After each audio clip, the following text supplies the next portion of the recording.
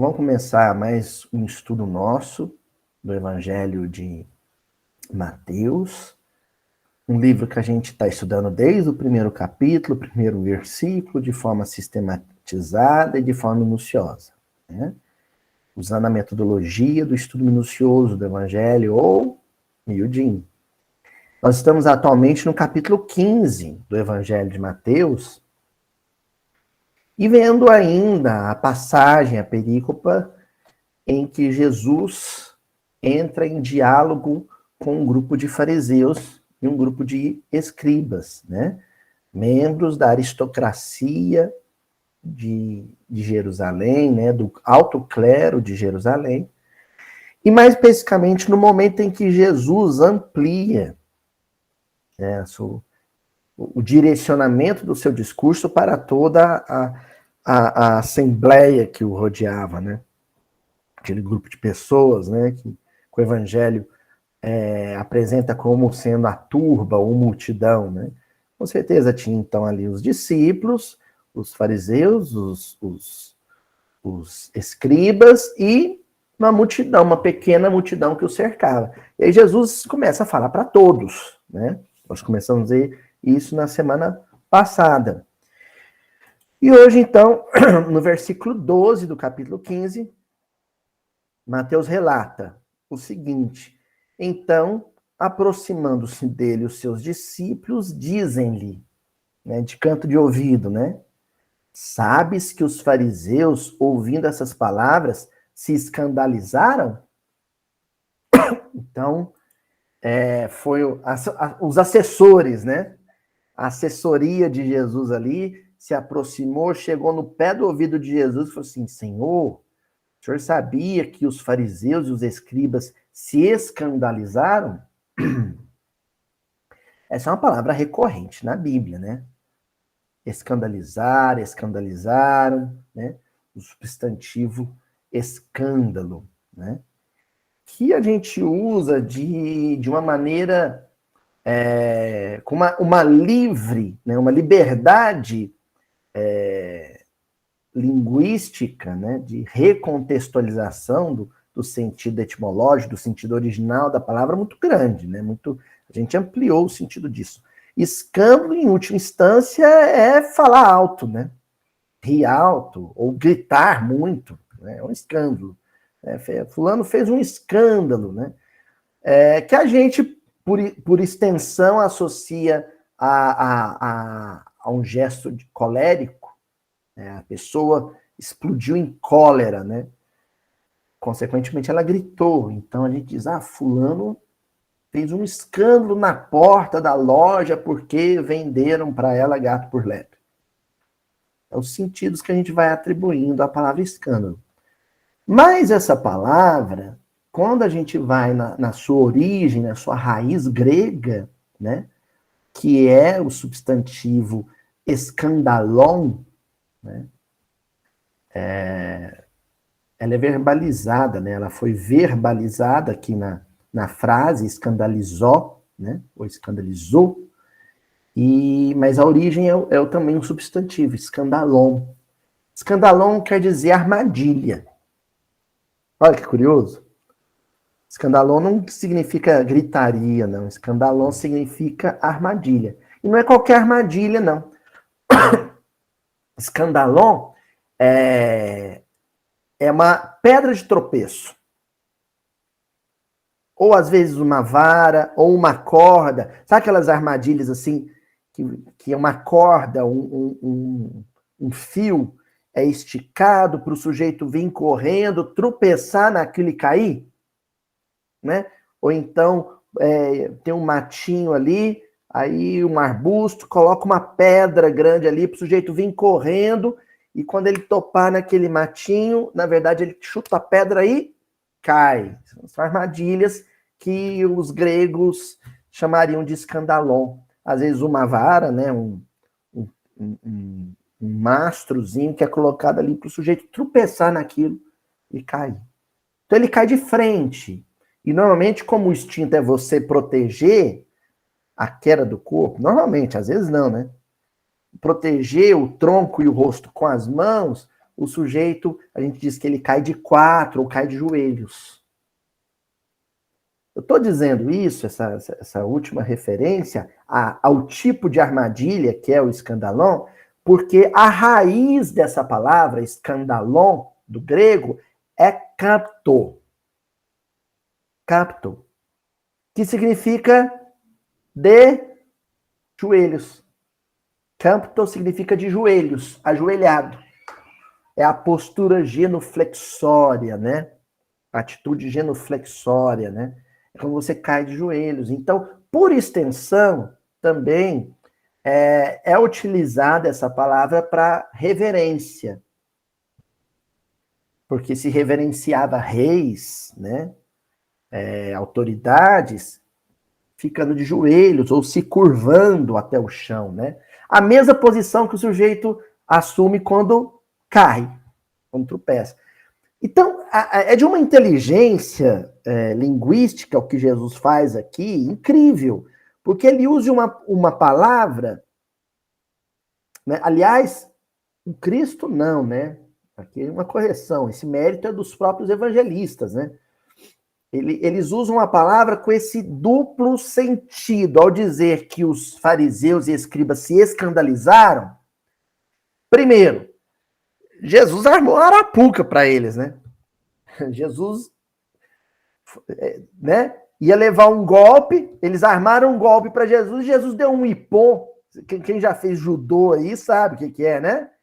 Deu um ipom, né? Deu aquele pinote ali e derrubou o adversário, porque a argumentação, a lógica, né, a construção retórica de Jesus é tão inteligente que dá um nó nos caras. Entendeu? Do ponto de vista intelectual, Jesus dá uma cambota neles mesmo, eles caem de joelhos.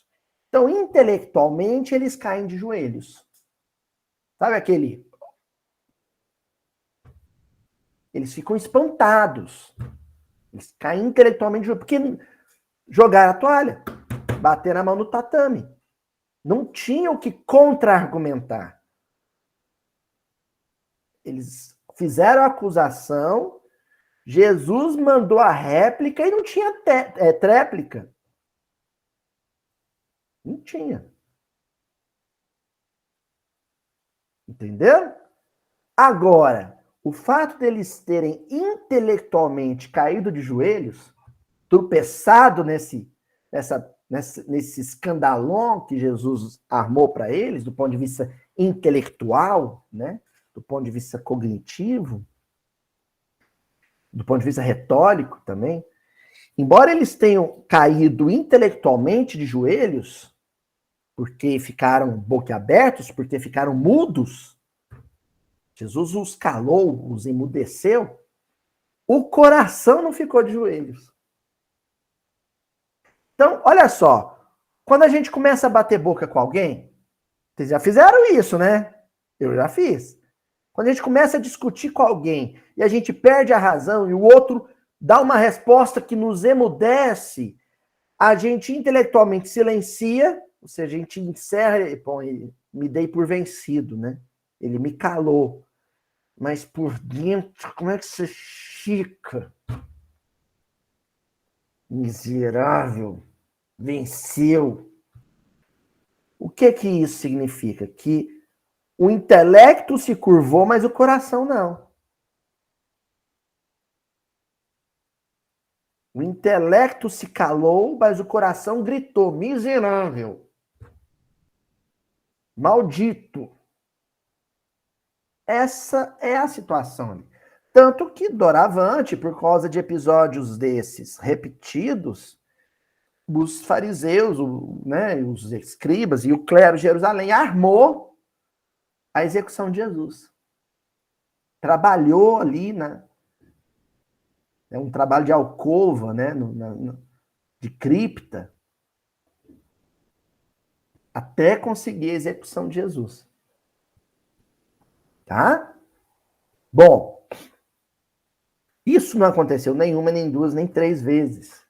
É por isso que Paulo, que conhecia esse assunto de cor, né? Porque ele também viveu um embate com Estevão, e Estevão também o calou intelectualmente, ou seja, os argumentos de Estevão, no famoso discurso dele lá, né? No julgamento de Estevão no Sinédrio, os argumentos de Estevão também foram tão fortes, tão poderosos, que Paulo ficou sem argumentos para rebater.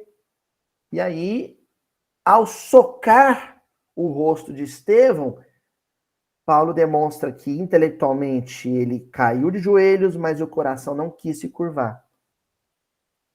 Então, Paulo entendia desse assunto. Por isso que lá na carta dele a Coríntios, né, aos Coríntios, né, a carta que ele endereça a Corinto, no capítulo 1, versículo 23, ele vai dizer: mas nós pregamos a Cristo crucificado, escândalo para os judeus, loucura para os gentios. Escândalo para os judeus, loucura para os gentios. O que isso significa? Os gentios acham que o cristão é doido, porque não entendem o que ele fala. Os judeus entendiam, mas não aceitavam, não se curvavam. O coração não se curvava, o coração não ficava de joelhos. Então, para os judeus era uma armadilha, era uma arapuca, era uma pedra de tropeço. O cristianismo, o discurso cristão. O discurso cristão era um rabo de arraia, já. Recorrendo à capoeira aí, né? Era um rabo de arraia e jogava a argumentação judaica no solo. Entendeu, Tia Adriana? Na lona. Enquanto a gentilidade boiava, os judeus entendiam, mas amar o próximo, qualquer próximo, até o inimigo da raça, faz sentido o que ele está dizendo, faz todo sentido, mas eu não consigo. Entendeu? Por isso, Paulo vai dizer na carta aos Coríntios, que o cristianismo era escândalo para os judeus. Aqui ele está falando de armadilha. Aí depois em Filipenses, capítulo 2, versículo 10, da carta dele aos cidadãos de Filipe, Paulo vai dizer: para que ao nome de Jesus se dobre todo o joelho, nos céus, na terra e debaixo da terra. E quem leu Libertação, do André Luiz, sabe o que Paulo está querendo dizer quando ele fala debaixo da terra. Quem leu Libertação aí? Vocês se lembram das furnas? O subterrâneo, as cidades subterrâneas? Ali a argumentação, o amor de Matilde, né? A argumentação de Alexandre também colocou muito sujeito de joelhos ali. Então aí, na carta aos Filipenses, Paulo fala de uma postura genuflexória. De novo. Então, esse jogo de sentidos, né? Essa brincadeira retórica com esses dois sentidos, a armadilha, a pedra de tropeço, que derruba o orgulho do outro e faz ele cair de joelho, do ponto de vista argumentativo, mas esse cair de joelhos do ponto de vista argumentativo não significa que também caiu com o coração de joelhos, ou seja, o sentimento não necessariamente aderiu, se curvou. Então, isso vai se fazer presente o tempo inteiro na literatura paulina, nas epístolas de Paulo. Quando você lê Paulo e Estevão, aí você entende por que esse lance da queda associada à postura genuflexória, ao de joelhos perante Jesus, por que é tão presente na literatura de Paulo. Não é porque ele foi somente buscar isso na narrativa de Mateus, lendo os manuscritos de Levi, né, de Mateus. Não é só por isso. É porque ele viveu uma experiência análoga. Ele, fariseu, rabino, do alto clero de Jerusalém, também tomou um capote, também veio ao chão, como diria a dona Armênia, lembra? Da Achon, foi ao chão, né? E de joelhos. Do que eu estou falando? Livro Paulo e Estevão, primeira parte, um capítulo 10º, ou seja, o último capítulo da primeira parte. Ali naquele momento em que ele, junto com, né, os seus asseclas, assessores do Sinédrio, soldados do Sinédrio, estão se dirigindo até Damasco, a cidade de Damasco, para executar Ananias, prender e executar Ananias. Paulo já estava muito reflexivo, muito meditativo e deprimido, melancólico. E aqui eu quero chamar a atenção e falar um negócio forte para vocês, que eu escutei do Dr. Ricardo Vardil, grande professor, né, de espiritualidade e saúde lá de Belo Horizonte. Dr. Ricardo Vardil, para ele, a depressão é o ponto áureo do espírito no seu processo de transformação. É a melhor hora. A depressão. Como assim, Luiz? A depressão é aquele momento em que você caiu de joelhos perante o próprio orgulho. Aliás, correção, me expliquei mal. É quando você caiu de joelhos perante Deus com o seu orgulho. É quando o seu orgulho, a sua arrogância, a sua certeza e convicção de estar sempre certo, tomou uma rasteira da vida e caiu de joelhos perante Deus, curvado perante Deus. Então é um momento positivo. Ao contrário do que a gente... É ruim. É desagradável, como qualquer doença, né? E a depressão é uma doença. Existe ali uma predisposição genética e o psiquismo aciona essa predisposição genética. É horrível. As sensações de uma depressão, de um quadro depressivo, elas são físicas. Quem já viveu o processo sabe disso. Agora, esse processo doloroso, né, de somatização, ele é decorrente, ele é fruto de uma curvatura da cerviz. Quem sabe o que é a cerviz? Nuca. Curvatura da cerviz é quando o sujeito abaixa a cabeça.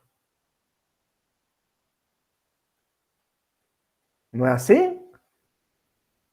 Quando a gente era criança, novinho, assim, né? A Maria Fernanda, né, Andresa? Quando dá uma bronca bem dada, o que você espera que a criança faça? Empine o nariz ou abaixa a cabeça? O que as duas posturas representam? Ou a arrogância ou o reconhecimento da falha. Você abaixa a cabeça. Quem lembra, tia Adriana deve lembrar os episódios da escolinha do Chaves com o professor Girafales, né? Quando o professor Girafales dava uma bronca, a turma inteira fazia assim, ó. Não era? É um reconhecimento.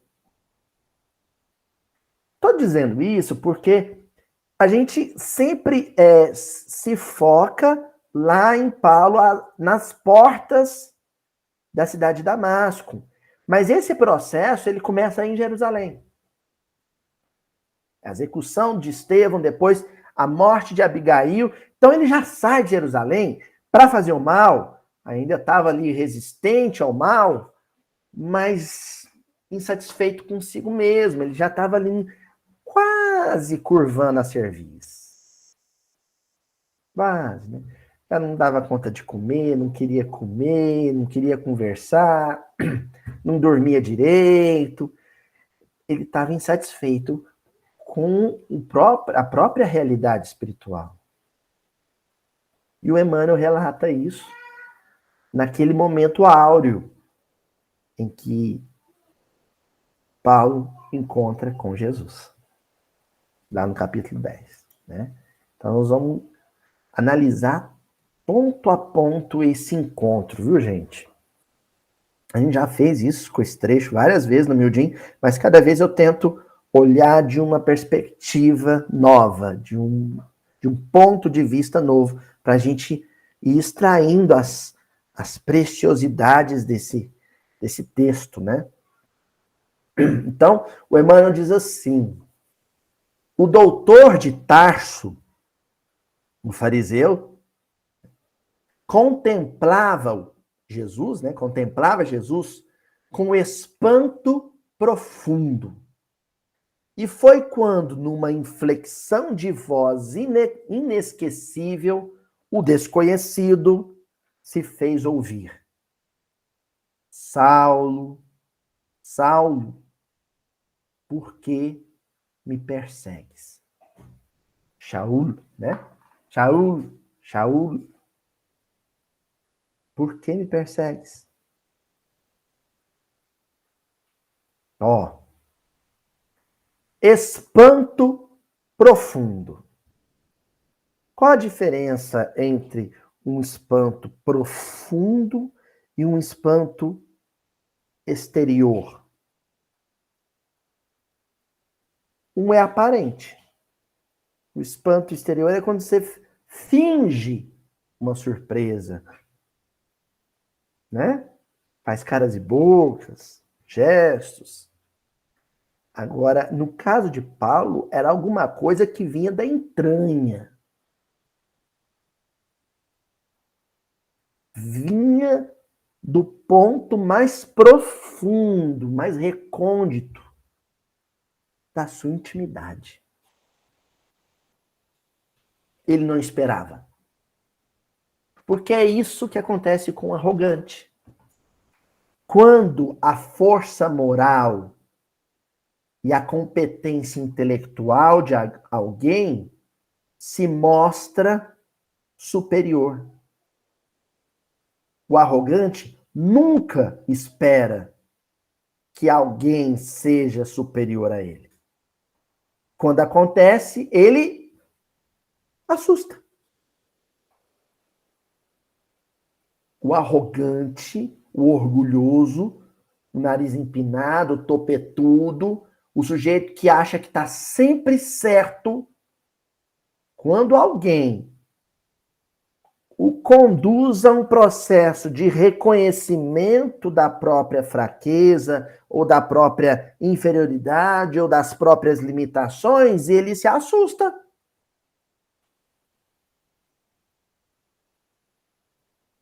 Então, daí o espanto de Paulo ao ver Jesus. E ele se espanta por causa de uma pergunta. Shaul, Shaul, por que me persegues? Aqui, gente, vem de novo a genialidade linguística de Jesus. Dentre os vários fatores que explicam a reencarnação de Jesus entre os hebreus, é porque só o hebraico oferecia elementos que, de certa forma, pudessem dar conta da genialidade de Jesus no campo comunicacional. Shaul, de onde vem Saul, ou Saulo, é a mesma coisa, vem do verbo sha'al. Sha'al, que quer dizer perguntar. Olha, Shaul, depois de repetir o nome dele 2 vezes, o que Jesus faz? Uma pergunta. Só que existe uma extensão semântica para essa palavra sha'al. Ela também pode significar pedir. E é pedir no sentido de um grande desejo, de um grande querer. Ao fazer uma pergunta a Saulo, Jesus demonstra algo que ele queria muito em relação a Saulo: a conversão. Então, Shaul vem de Shaal, e pode significar perguntar, ou pode significar pedir, desejar algo. Pedir algo, desejar algo de alguém. E em seguida ele faz essa pergunta. E essa pergunta é o que espanta Paulo. Porque, do ponto de vista retórico, ela é poderosa. Basicamente, Jesus está perguntando para Saulo o seguinte: o que eu te fiz? O que eu te fiz para você me odiar tanto? O que eu te fiz de mal? Gente, quando a gente tá maltratando alguém, sabe, dando pisão no calo do outro, dando coice, patada, esse outro enche o olho de lágrima, vira para você e pergunta: o que eu te fiz? Vocês já viveram isso? No casamento. No casamento, né? A Luiz tá lá dando patada na Juju. Um cavalo, né? Um sem noção. Aí a Juju, com aqueles seus olhinhos meigos, seu rosto angelical, né? Ela vira para Luísio e faz uma pergunta serena, com uma entonação de voz delicada: amor. Não, vou imitar a Juju, que ela fala com aquele sotaque característico dos araxaenses, né? Ela fala: amor, o que eu te fiz? Ah, mas aí não tem jeito. Eu desmorono e acho que vocês também. Quando o marido tiver muito casca grossa, entendeu? Não briga, não devolve na mesma altura, na mesma intensidade a grosseria, não. Silencia, espera ele acalmar. Na hora que ele estiver calminho, que ele vier te dar um abraço, você vai no ouvidinho dele, assim, ó, com voz de travesseiro, sabe? Com voz de veludo, e só pergunta isso: o que eu te fiz? Por que você está me maltratando? Essa pergunta, ela aciona imediatamente o mecanismo consciencial.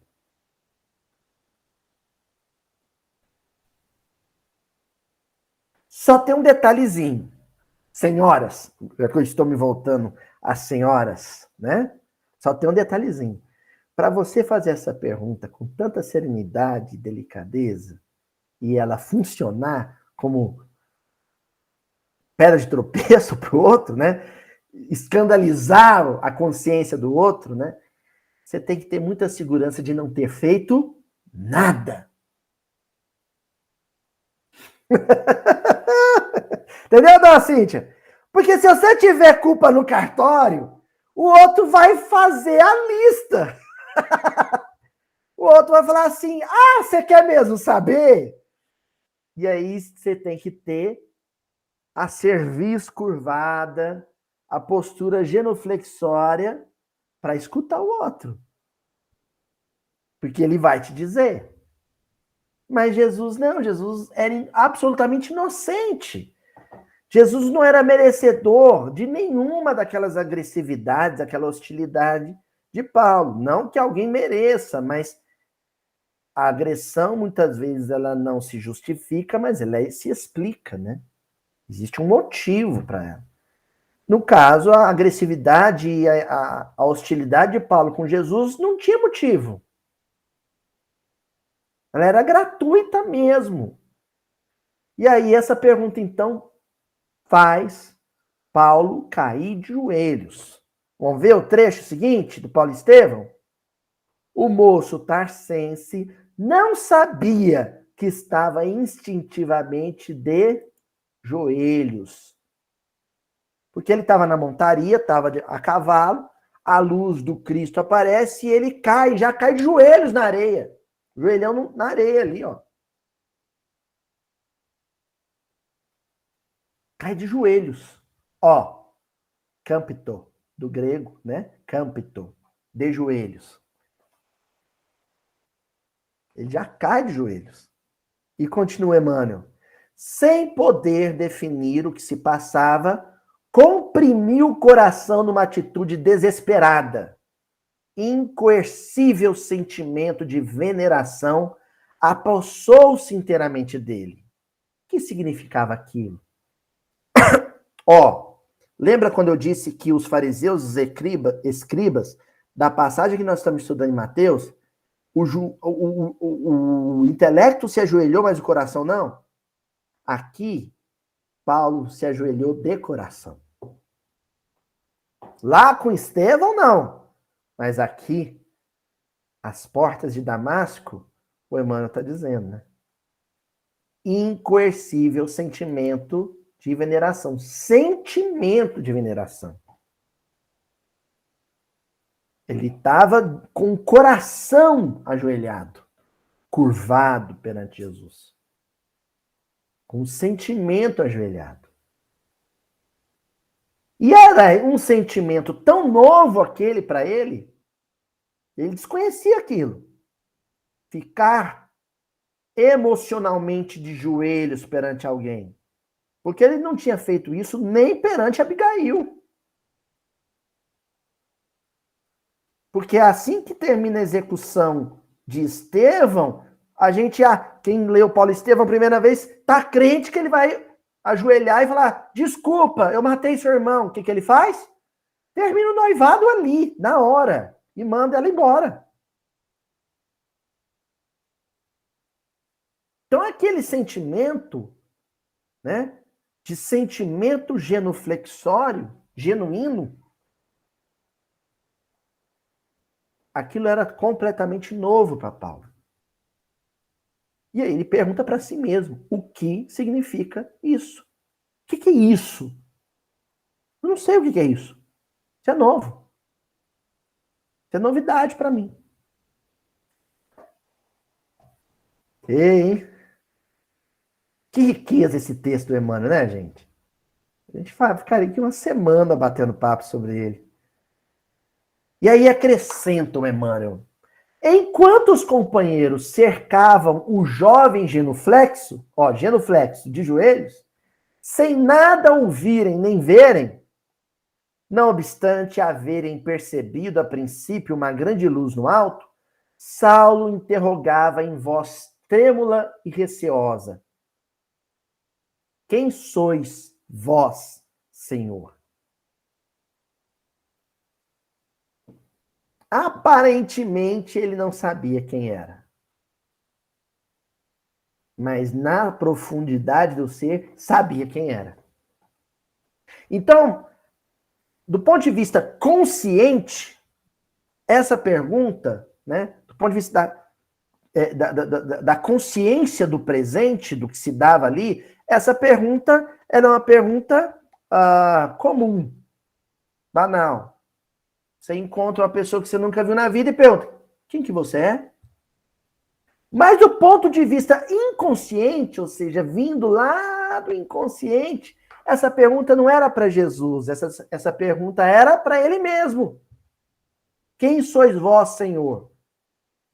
É como se eu perguntasse para mim mesmo: quem é Jesus? Quem é Jesus para mim mesmo? Essa pergunta, gente, ela é tão grave que Jesus dirige ela aos discípulos no momento de intimidade. Primeiro, Jesus diz assim: quem o povo diz que eu sou? Aí Pedro fala: o Senhor, eles dizem que o Senhor é tal, tal. Uns falam que é Elias. Aí Jesus fala assim: e vocês? O que dizem? Ou seja, quem eu sou para vocês? Aí Pedro dá uma baita de uma resposta lá e Jesus parabeniza e dá um joinha para ele. Então essa é uma pergunta que no momento mais crítico da minha vida eu tenho que fazer. Quem é Jesus de Nazaré para mim? Existe uma resposta padrão que possui dois níveis. Um literal e o outro espiritual. Vamos ver como é que é? Aureolado de uma luz balsâmica e num tom de inconcebível doçura, o Senhor respondeu: eu sou Jesus. Eu sou Jesus. Então, do ponto de vista literal, a resposta é: eu sou Jesus. Agora, do ponto de vista espiritual, eu sou a salvação. Porque Jesus, Yehoshua, significa salvação. Entenderam? Então ele responde para Paulo duas coisas numa só. Primeiro ele fala quem é a persona, né? Eu sou Jesus. Paulo não tinha conhecido Jesus, não existia fotografia. Ah, você que é o Jesus que eu persigo? Só te conhecia de nome, né? Mas a resposta, ela tem um nível espiritual que chega ao inconsciente de Paulo. E chegaria ao inconsciente de qualquer um de nós. Eu sou a sua salvação. Eu sou a sua salvação. Olha, você está perdido, sofrendo, no fundo do poço, deprimido, ou seja, está no ponto ideal para escutar essa resposta. Ah, eu estou deprimido. Então você está na hora certa de fazer essa pergunta e escutar essa resposta. Eu sou a sua salvação. Você está se afogando, eu sou a sua salvação. Você está em chamas, eu sou a sua salvação. Você está no fundo do poço, eu sou a sua salvação.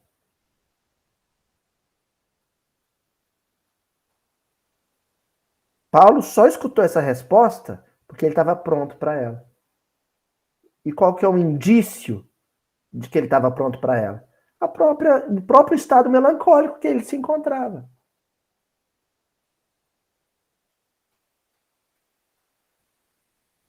Tem aquela história, né? Muito como nas músicas, né? Música de carnaval. A música brasileira tem muito esse apelo, né? Do deixa a tristeza pra lá, né? Tem até uma música do Chico Buarque. Deixa a tristeza pra lá.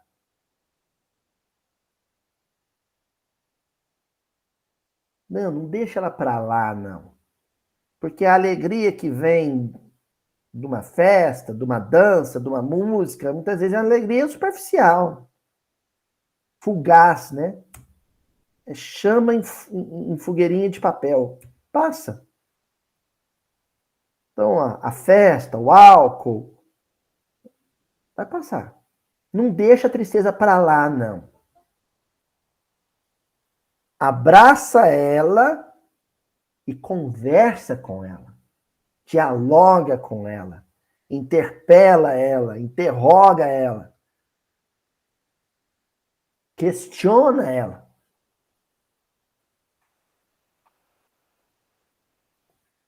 E a primeira pergunta que você vai fazer para a sua tristeza, ou seja, para o seu estado de espírito, é aquela perguntinha que sempre faziam para o Chapolin Colorado, né? Antes do Chapolin Colorado aparecer. Não é assim, tia Adriana? Tia Adriana, eu falo ela quando eu falo Chaves e Chapolin, porque eu e a tia Adriana já passamos horas assistindo Chaves e Chapolin. E aí, qual que era a perguntinha? E agora?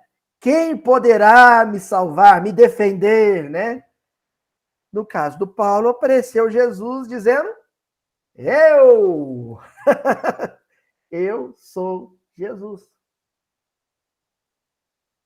Você vai se perguntar, no momento de crise. E agora? Quem vai me salvar? Quem vai me tirar dessa situação crítica? Quem vai me apontar caminhos? É a resposta? Jesus. Por quê? O nome dele já diz, Yoshua. Ele é a salvação.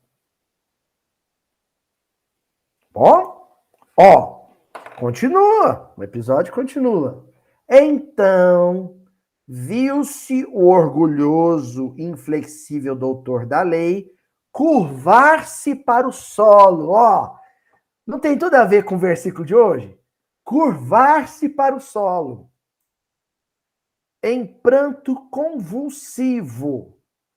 Dir-se-ia que o apaixonado rabino de Jerusalém fora ferido de morte, experimentando num momento a derrocada de todos os princípios que lhe conformaram o espírito e o nortearam até então na vida. Saulo pergunta: quem sois vós? Jesus responde: eu sou a sua salvação. E em seguida, o que Jesus faz com Saulo? Mata ele.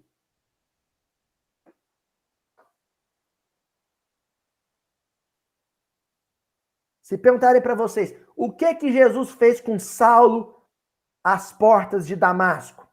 Matou ele.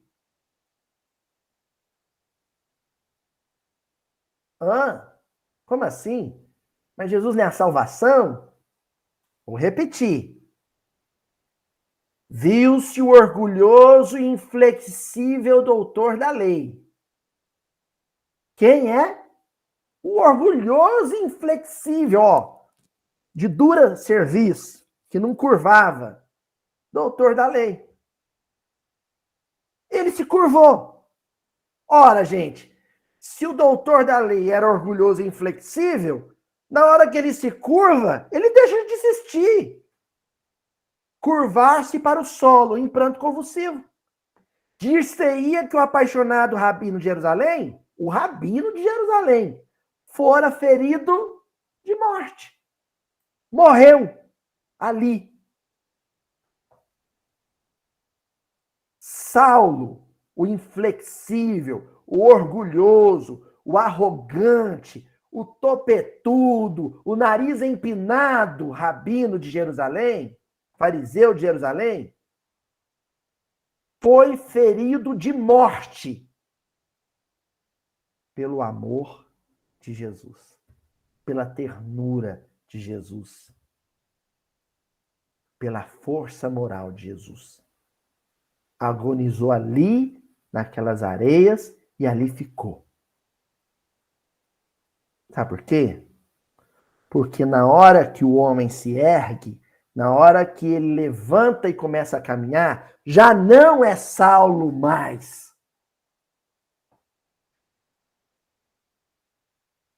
Saulo morreu ali. Quem levanta e caminha em direção a Damasco, já não é Saulo mais. É um outro. uma outra criatura, um outro homem.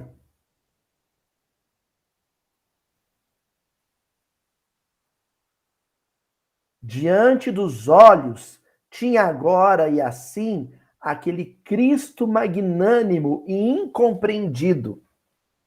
Os pregadores do caminho não estavam iludidos. A palavra de Estevão era a verdade pura. A crença de Abigail era a senda real. Aquele era o Messias. Então, olha só, raciocinem comigo. Aqui o Emmanuel está dizendo, ele está dando voz ao que Saulo pensou. O que ele pensou? Abigail, Estevão, Pedro, João, o próprio Gamaliel não estavam iludidos. Lógica pura. Se eu e eles estávamos em posições mentais diferentes e opostas, se eles não estavam iludidos, então quem é que estava iludido? Eu. Eu é que estava iludido. Eu é que era presa, servo de ilusões. Porque poder, cargo, dinheiro, luxo, conforto, prosperidade é ilusão. Já falei 1000 vezes aqui, vou repetir. O discurso de prosperidade material dos coaches é um discurso de ilusão.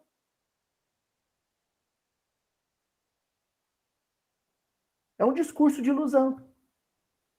Você pode, você é capaz, você consegue prosperar, enriquecer. Isso é ilusão. É a sereia cantando.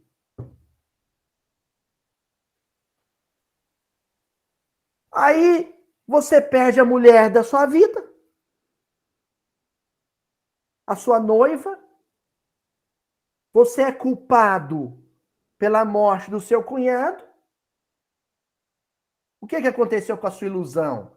Você era iludido com relação a você mesmo. Ele se achava o máximo. Eu sou bem-sucedido. Eu tenho um bom emprego, sou elogiado por todo mundo e atingi o posto máximo da minha profissão. Era Saulo. Então ele julgava que era um homem realizado e feliz. Por isso, porque tinha conforto material e posição de prestígio na sociedade dele.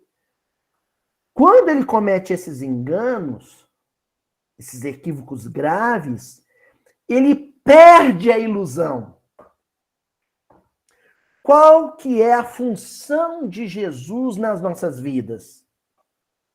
Nos tirar da ilusão. Nos desiludir.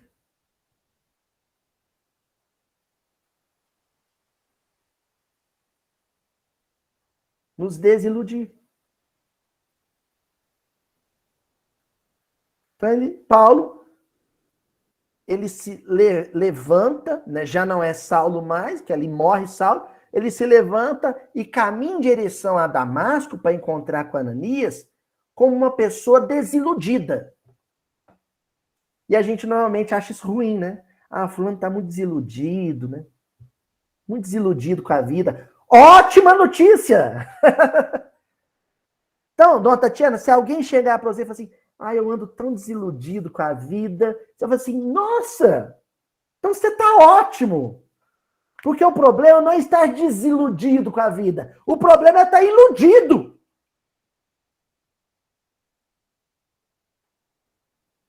O problema é estar iludido. Esse que é o problema.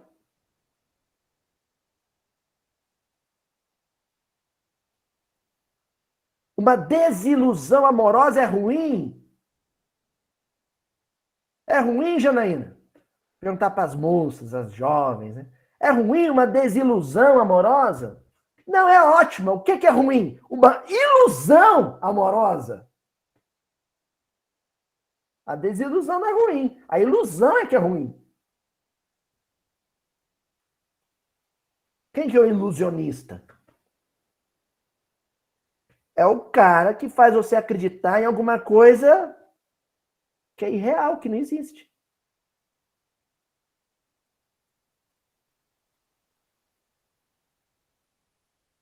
Os negociantes do mundo que te convencem que prosperidade é sucesso e felicidade são ilusionistas. Porque eles estão usando as suas habilidades para te fazer acreditar em coisas que não existem. O dinheiro não existe. O dinheiro é um pedaço de papel, ele não existe. É uma convenção. O diploma não existe. Ele é uma convenção. Ele é um pedaço de papel.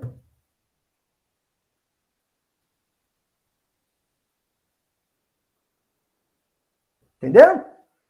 E aí, para a gente já caminhando para o nosso desfecho. Porque agora Jesus manda a real, né? Ó, já te desiludi, agora eu vou te mandar a real. Foi quando notou que Jesus se aproximava e contemplando-o carinhosamente, então Jesus chega bem pertinho dele e contemplando-o carinhosamente, o mestre tocou-lhe os ombros com ternura, dizendo com inflexão paternal: não recalcitres contra os aguilhões. Quem já aqui, os uberabês sabem do que eu vou falar, hein? Exposição de gado zebu, aí os peões lá, eles andam com um ferrão, né? Um objeto lá que tem um espetozinho lá na ponta. Quando eles vão colocar a vaca para o curral, dá uma cutucada ali. Aquilo é o aguilhão. Se a vaca for dócil, eles normalmente nesse ferrão tem um guizo. Na hora que ele chacoalha o guizo, o que a vaca corre e faz? Corre e anda e obedece. Vaquinha esperta.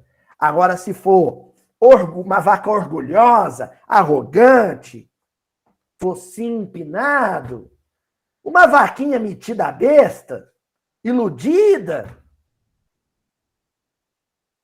o sujeito, o peão chacoalha o guizo e ela empacada.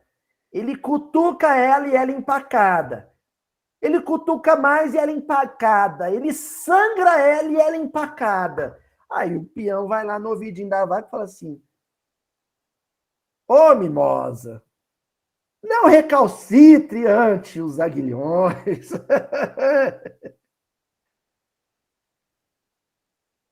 Eu já te dei motivo para caminhar, para avançar, para obedecer, para ser humilde.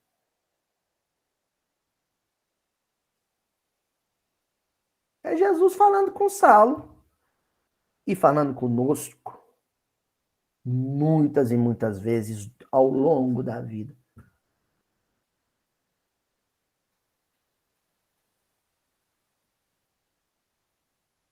Uma palestra, ou melhor, eu não gosto de falar que eu faço palestra porque eu não faço, né, aula.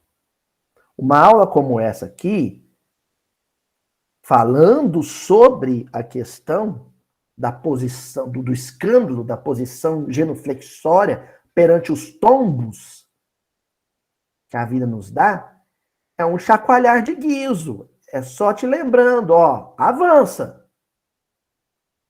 Se a aula não for o suficiente, aí vão vir os cutucões, as ferroadas, as aguilhoadas. E quando vier, avança. Caminha. Porque senão o ferrão vai te sangrar. Digamos assim, que não é uma atitude muito inteligente recalcitrar ante os aguilhões. Não é uma atitude muito inteligente, de bom senso.